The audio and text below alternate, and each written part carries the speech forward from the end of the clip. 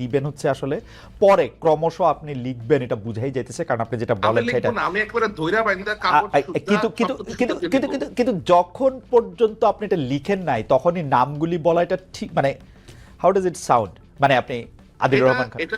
এটা হচ্ছে কি আসলে খালেদ ভাই, যারা এটার সাথে যুক্ত আছে এবং যারা এই জিনিসগুলোর ব্যাপারে কম বেশি আবার ইউ আস্ক ফাহাম ভাই, he will also agree. You ask any politically, না এটা তো বোঝা গেল ফাহাম যেহেতু উনাদের শত্রু, ফাহামও তো এই কথাই বলবেন তাহলে আর মানে।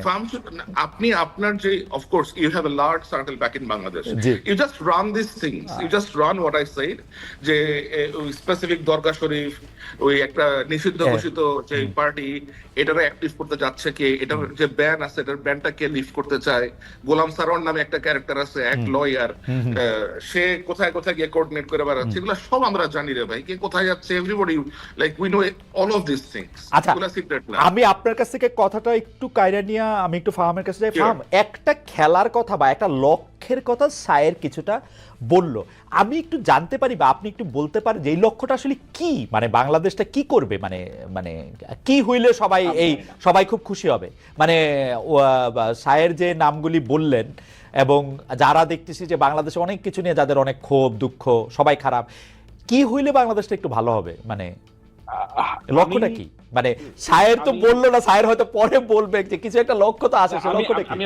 আমি আসলে এটা জানি না, আমি সায়েরের মতন এত ইনফরমেশন তো আমার কাছে নাই। হ্যাঁ, তবে আমি একটা কথা, মানে I am confident about it, যে বাংলাদেশে অনেক মানুষ অনেক কিছু প্ল্যান করে খুব গ্র্যান্ড আইডিয়া নিয়ে, এগুলো ফেল করে। ফেল করে কারণ হচ্ছে গিয়ে এই সমস্ত চাহিদার মূল কারণ কিন্তু বাংলাদেশের পরিবর্তন না, এটা হচ্ছে গিয়ে আমার ব্যক্তিগত কিছু চাওয়া, ব্যক্তিগত গ্রাজ, ব্যক্তিগত আমি ওরে পছন্দ করি না ও ইসলামিস্ট, আমি ওরে পছন্দ করি না ও সিআইএর দালাল, এমনি করে সবাই গুটি চালাচালি করে। এবং আমি জিনিসটাকে ওইভাবেই দেখি এবং আমি এটা বালখিল্য হিসেবে মনে করি, মানে এটার সাথে এটাকে আমি কোনো থ্রেট মনে করি না। তারা চেষ্টা করছে, তারা অনেক কিছুই চেষ্টা করবে, যেমন তারা আমি জানি না তাদের মানে মোডাস অপারেন্ডি কি, যেটা আমি জানি না, কিন্তু আমি একটা জিনিস মনে করি, বাংলাদেশে যদি আপনি কিছু চেঞ্জ করতে চান আপনার হিউজ পাবলিক সাপোর্ট লাগে। I don't think they have got it. So তারা অনেকে যে বলে যে বিএনপির পাবলিক সাপোর্টটাই ওইটা, যেহেতু বিএনপি একটা বড় দল, কিন্তু আমরা যেটা মনে করতেছি ওরা যেটার কথা বলতেছে সেইটা আসলে বিএনপি তাদের সাপোর্টটা পায় বলে বিএনপি বড়, আসলে বিএনপির আদর্শের জন্য বিএনপি বড় না। হোয়াটএভার ডাজন্ট কাউন্ট, ভোটের দিনে কে কাকে ভোট দেয় এটা হচ্ছে কথা। আপনি তো বিয়ে করতে বসেন নাই, আপনি তাকে ভোট দিবেন, রাইট? এখন এটা আমি ছোটবেলার থেকে শুনে আসছি যে বিএনপি একটা ক্লাব, সো বি ইট। আপনার যদি মনে হয় যে এটা একটা ক্লাব, দ্যাটস ফাইন, কিন্তু ভোট কাকে দেয় এটা হচ্ছে কথা। যদি ওরা ভোট এখন বিএনপির না দেয় তাহলে তো বিএনপি পারবে না। ফ্রি অ্যান্ড ফেয়ার ইলেকশন হলে দেখা যাক। I don't want them to be in পাওয়ার। আমার অ্যাক্টিভিজমের একটাই কারণ, গত 10-12 বছর ধরে একই কথাই বলছি, বাংলাদেশের মানুষ একটা ফ্রি অ্যান্ড ফেয়ার ইলেকশনে যাকে ভোট দেয় আমি মেনে নেব। যদি বিএনপি পায় বিএনপি, যদি সিপিবি পায় সিপিবি, যদি জামাত ইসলামী পায় Jamaat Islami, I agree, completely agri. কিন্তু আপনাকে একটা ফ্রি অ্যান্ড ফেয়ার ইলেকশন দিতে হবে, that's all I want. Okay sir, আমি ফার্মের কাছে আবার একটু আসবো। স্যার, আমি একটা জিনিস জানতে চাচ্ছিলাম যে আমার এখানে একজন সাংবাদিক এসেছিলেন, তো তার সাথে আলাপ প্রসঙ্গে তিনি আমাকে জানালেন যে জনাব তারেক রহমানকে দেশে ফিরতে দিচ্ছে না জনাব ইউনূসের সরকার, তাকে আসলে বিভিন্নভাবে মাইনাস করারই একটা পরিকল্পনা করা হচ্ছে। এই ব্যাপারে আসলে আপনার কোনো তথ্য আছে কিনা? আমরা প্রশ্নটাকে আরেকটু করতে চাই। জনাব তারেক রহমান দেশে ফেরাটা কবে ফিরবেন, এখনই ফেরা উচিত কিনা, তিনি কোনো কিছু আশঙ্কা করতেছেন কিনা? আমি আসলে আই হ্যাভ নো আইডিয়া উনি কি প্ল্যান করতেছেন, অথবা কারণ আমার তো এটা থাকাও না স্বাভাবিক না আসলে। কিন্তু আমি বিভিন্ন ভাবে বিভিন্ন সূত্রে যা জানতে পারি অথবা যা বুঝি যে বিশেষ যে গোষ্ঠী আছে সেই গোষ্ঠী বাংলাদেশে সহসা নির্বাচন হোক এটার পক্ষে তারা না।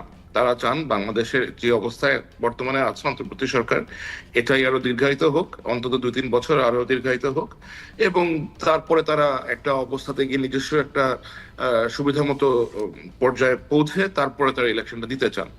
এবং তাদের ইলেকশনে ইলেকশন কন্ডাক্ট করতে তাদের কাছে অবশ্যই প্রথম বাধা হচ্ছে মূল যে পলিটিক্যাল পার্টিগুলো আছে, বিএনপি, জামাত, গণ অধিকার পরিষদ এবং অন্যান্য যে সমস্ত লাইক আপনার লিডারশিপ আছে তারা। সুতরাং অবশ্যই তারা তো চাইবেন না যে মিস্টার তারেক রহমান বাংলাদেশে যাক, বাংলাদেশে গিয়ে উনি ওনার লোকজনের সাথে ইনভলভ হোক। তো তার ফেরা ঠেকাতে অবশ্যই অনেকের অনেক রকমের তৎপরতা থাকতে পারে, বাট আমি নিশ্চিত না যে এরকম কোনো তৎপরতা আছে কিনা। বাট আমি বিএনপির লোকজনের কাছ থেকে আমি যতটা জানি যে উনি যথেষ্ট ইন্টারেস্টেড বাংলাদেশে ফেরত যেতে। ওনার মায়ের চিকিৎসা এখনো চলছে ইউকেতে, তো উনি হয়তো নিশ্চয়ই ওরকম একটা সুবিধাজনক সময় বাংলাদেশে ফেরত যাবেন। মানে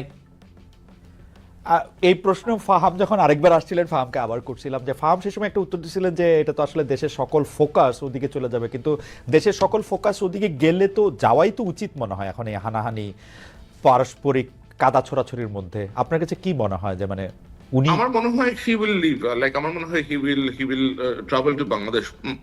খুব শীঘ্রই বোধহয় উনি যাবেন বাংলাদেশে। ফাহাম কি এটার একটা এক লাইনে কিছু বলবেন যে আপনার কি মনে হয়?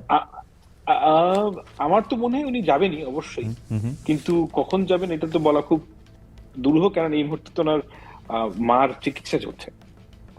আর উনি বাংলাদেশে যাওয়াটা এটা একটা ঘটনা ঘটবে, তো আমার কাছে মনে হয় না যেটা হুট করে হওয়া সম্ভব। মানে উনি যদি প্ল্যানও করেন, হুট করে হওয়া এটা সম্ভব নয়। উনি তো আর আমার প্রোফাইলের মানুষটা যে আমি টিকিট কেটে চলে যাবো। ওকে, আচ্ছা আচ্ছা, বুঝতে পারছি। মানে ওনার বোধহয় এখন আরো 2টা মামলা আছে, এখনো বোধহয় ওনার আরো 2টা মামলা পেন্ডিং আছে, এরকম কিছু একটা মামলা পেন্ডিং থাকলে তো আরো বেশি করে যাওয়া উচিত।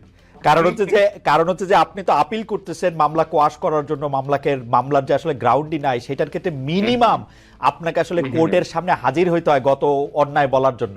এইটা যে উনি অ্যাটর্নি জেনারেল ফাইল দিয়ে পাঠিয়ে দিয়েছেন এটা ঠিক হইতেছে না, আই এম টেলিং ইউ। এটা উনার হাজির হয়ে এগুলিকে বন্ধ করা উচিত। একদিন আসলে একদিন উড়ে যাবে সব, যেটা হলো আমার আন্ডারস্ট্যান্ডিং, সরকার যদি বাধা না দেয়। দুইটা মামলাতে বোধহয় তার ওনার সাজাও হয়ে আছে, বোধহয় কোন একটা মামলাতে সাজা হয়ে আছে। সাজা তো বাবর সাহেবেরও হয়েছিল, কিন্তু মানে ওগুলি তো আসলে যাই না। আচ্ছা স্বামী, যেটা নিয়ে আসলে আমরা কথা বলতে পারবো বা আমরা জানতে পারবো, ফাহাম যদি আমাদেরকে পরে জানান তাহলে হয়তো আমরা জানতে পারবো, নাইলে তার আমাদের পক্ষে জানা সম্ভব হচ্ছে না। কিন্তু আমি একই প্রশ্ন, মানে এখন কতগুলি গুচ্ছ প্রশ্ন করবো, কিন্তু একই প্রশ্ন আপনাদের দুজনকে করতে চাই। একটা হচ্ছে যে সায়েরকে দিয়ে শুরু করতে চাই। সায়ের, আপনি কি মনে করেন যে ডিজিএফআই যে দায়িত্ব 15, 17, 19, 22 বছর ধরে বাংলাদেশে করতেছিল সেরকম একটা ডিজিএফআই আমরা চাই কিনা? আমি একদম স্পেসিফিক 22 বললাম, কারণ হচ্ছে যে 2000 সালের আগে বা 25 বলতে পারি, 2000 সালের আগে আমরা ডিজিএফআইকে এত পলিটিক্স এত কিছু করতে, মানে প্রকাশ্যে করতে দেখি নাই, গোপনে করলে। অবশ্যই এরকম একটা ডিজিএফআই আমরা চাই না। আমরা এমন একটা গোয়েন্দা সংস্থা অথবা বাংলাদেশের গোয়েন্দা অর্গান আমরা এমন চাই যে গোয়েন্দা অর্গানের একটা গোয়েন্দা নীতিমালা আছে, যে গোয়েন্দা নীতিমালার অধীনে এই সংস্থাগুলো কাজ করবে। সেটা ডিজিএফআই হোক, এনএসআই হোক, এসবি হোক, যে যারাই হোক, এমআই হোক, এসএস হোক, like what ever it is, প্রত্যেকের জন্য প্রত্যেকটা প্রতিষ্ঠানের নীতিমালা থাকা উচিত, এবং এই নীতিমালার বাইরে যায় এরা এমন কিছু যেন করতে না পারে। এবং এদেরকে যেন কোনো পলিটিক্যাল পার্টি, যে পলিটিক্যাল সরকারই আসবে, একটা লেয়ারের পরে যেন এদের মধ্যে কোনো রকম পেনিট্রেশন না হয়। কারণ the moment you will allow political penetration within this like agencies, then it will collapse, it will go back to that square one again. কারণ এদেরকে ব্যবহার করেই কিন্তু আপনার রাজনৈতিক ব্যক্তিরা নিজ যে চেষ্টাগুলো আছে, যে আকাঙ্ক্ষাগুলো আছে ওনার লাইক আপনি চরিতার্থ করে থাকেন। কিন্তু স্যার, আপনি তো আরো এই বিষয়ে বিশেষজ্ঞ। ফার্মের কাছে যাওয়ার আগে একটু জানতে চাই যে আধুনিক রাষ্ট্রগুলা কিন্তু এরকম একটা শক্তিকে তারা ব্যবহার করেই, মানে পাকিস্তান আইএসআইয়ের কথা, ইন্ডিয়ার রাষ্ট্রগুলা যেখানে বৈশাখী রাষ্ট্রগুলো এরকম শক্তি ব্যবহার করে, কিন্তু আমাদেরকে এখন ওই যে আপনাকে একটু আগে আমি বললাম যে কেবলা কোনো দিকে দেওয়া যাবে না, কেবলা বাংলাদেশের দিকেই দিতে হবে। এবং আধুনিক রাষ্ট্রগুলোর নিজস্ব ন্যারেটিভ তাদের আপনার প্রতিবেশীর প্রতিও সেট করে দেয়। তো আমাদের নিজস্ব দক্ষতা, নিজস্ব যে ক্যাপাসিটি আছে, ক্যাপাবিলিটি আছে, এগুলো আমাদেরকে বৃদ্ধি করতে হবে। এগুলো বৃদ্ধি করে আমাদেরকে এমন একটা পর্যায়ে পৌঁছাইতে হবে যেন আমাদের জন্য যেন একটু ন্যারেটিভ সেট না করতে, বরঞ্চ ওদেরকে যেন আমাদের জন্য ডিসাইড করতে হবে যে ভাই কিছু করতে যাবো, ট্রাভেল করতে যাবো, আমরা উল্টা বিপদের মধ্যে পড়ে যাবো। সো এদের সক্ষমতাটা বৃদ্ধি করতে হবে, এবং এর পিছনে রাজনৈতিক যে লিডারশিপ আছে এদের ওই ইন্টেনশিপটা থাকতে হবে।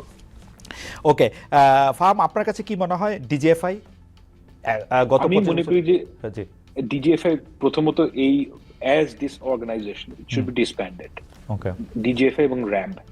কারণ এটা এই কারণে যে আমি এটা স্বীকার করি যে ডিজিএফআই এর মতন একটা প্রতিষ্ঠান বাংলাদেশে প্রয়োজন আছে, এই ব্যাপারে আমার কোনো তর্কের অবকাশ নেই। কিন্তু একটা ব্যাপার কি যে দেয়ার কামস এ টাইম যখন একটা জিনিস এত টক্সিক হয়ে যায় নামটা, যে ওই স্যালভেজ করা যায় না ওই টক্সিক ব্র্যান্ডটা। তো আমার কাছে মনে হয় যে ডিজিএফআই ধরনের একটা প্রতিষ্ঠান যে কোনো সার্বভৌম রাষ্ট্রের, যেগুলো লার্জ দেশ, কিন্তু অবশ্যই প্রয়োজনীয়। এই প্রয়োজনের কথা আমি অস্বীকার করছি না, কিন্তু তবে ওইটা যে পলিটিক্যাল যে কথাটা সায়ের বলবো, যে তার মানে এই না যে আমি আওয়ামী লীগকে সাইজ করব, বিএনপি কে সাইজ করব, জামাতকে সাইজ করব, সেই জন্য ডিজিএফআই থাকবে, ডিজিএফআই নিচের তলায় আপনার আয়নাঘর বানাবো, এই মানুষকে এখানে আপনাকে শাস্তি দেব, এইটা তো ডিজিএফআই কাজ হতে পারে না। ওকে ওকে, তো এই জন্য আমার কাছে মনে হয় যে ডিজিএফআই কে ডিসব্যান্ড করা উচিত, আচ্ছা, একটা অন্য নাম ধরে একটা প্রতিষ্ঠান বানানো উচিত, যেটার ক্যাপাসিটি বিল্ড করতে হবে। প্রশ্ন নাম্বার 2, এটা আপনার দিয়ে শুরু, স্যারের কাছে আমি একটু পরে আসতেছি। সেইটা হলো যে ফরেন ইন্টেলিজেন্স উইং কি বাংলাদেশ অপারেট করতে দেওয়া উচিত ঘোষণা দিয়ে? ফরেন ইন্টেলিজেন্স উইং তো কেউ বলে কই আসে না, মানে তারা তো আসে গোপনে নামে, গোপনে আসে, মানে এটা আপনি চাইলেই করতে পারবেন। কিন্তু সরকারকে জানায় তো আসে, সরকারের একটা খাতা তো থাকে, সরকারকে জানায় আসে না, সরকারের খাতায় থাকে, তার ডিফেন্স অ্যাটাশে হিসেবে আসে। আচ্ছা, হ্যাঁ, ওকে ওকে। ফরেন ইন্টেলিজেন্স, সত্যি কথা বলতে কি, আমি কিন্তু কখনোই মনে করি না যে ওই মানে ইন্ডিয়ান মানে information gathering is dependent on them, আমরা নিজেরা গিয়ে দিয়েছি। Absolutely sir, foreign intelligence wing বাংলাদেশে, ফরেন ইন্টেলিজেন্স উইং বাংলাদেশে এখন বিগত সরকারের সময় আমরা যেটা